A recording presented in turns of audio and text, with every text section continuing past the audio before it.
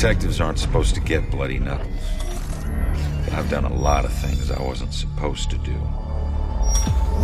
I lived through it all.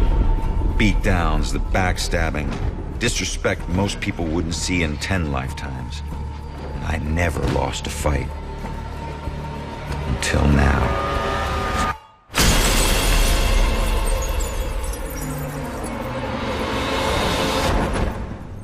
In a year crammed with next-gen sequels, remakes, and reimaginings, I can't help but root for Murdered Soul Suspect.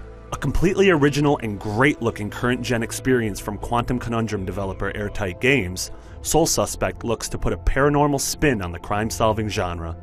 Like all good noir, Soul Suspect begins with a death. Your own, actually. You play as Ronan O'Connor, an unlucky detective who finds himself on the losing end of a lethal fight with a hooded stranger. Cut to next scene, and Ronan's thrown out a window and found dead on the streets of Salem. Lucky for him, death is only the beginning in Soul Suspect.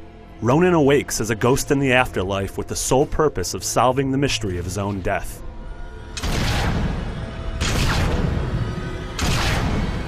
Being nothing more than a specter, you can't physically interact with the world, so you'll have to get creative in your search for clues.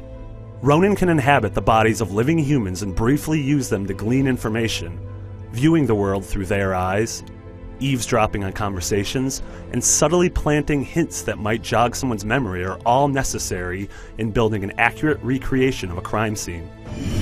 I gotta see if they found any leads that I don't already know about. Wandering through the environment and experimenting with various people and objects encourage a playful sort of creativity that harkens back to the criminally underrated game Ghost Trick. Once you've gathered a handful of clues, you'll have to mentally piece them all together in Ronan's head by creating a flow of events from a pool of words. Using this array of nouns and verbs brings back wonderful memories of early LucasArts adventure games like Maniac Mansion. Soul Suspect's emphasis on careful observation brings to mind shades of LA Noire. But where Soul Suspect seems to trump Rockstar's take on the crime-solving genre is in its trimming of all the excess fat. You won't find yourself driving across lifeless cities or engaging in seemingly mandatory shootouts. Soul Suspect is all about solving mysteries, and from what we've seen so far, Airtight is absolutely on the right path. While the dialogue occasionally drifted into the realm of melodrama, I couldn't help but latch on to the stories that Airtight had to tell. Don't worry, brother. Remember, ghosts never die. Crooked cops, grieving family members, and frightened witnesses all have interesting tales to tell that can be gleaned through careful observation and a bit of ethereal voyeurism. The town of Salem is absolutely packed with memories and history. But Ronan's not the only spirit wandering through the world. Other lost souls haunt the city, and their own unresolved business act as the game's side quests. In the demo I saw, the player could roam the halls and pass through the walls of an apartment building, helping out the various tenants, both living and dead, cope with their issues. Or I could simply make a beeline for the top floor and continue with the main story. It's great to see that these bits of narrative are completely optional.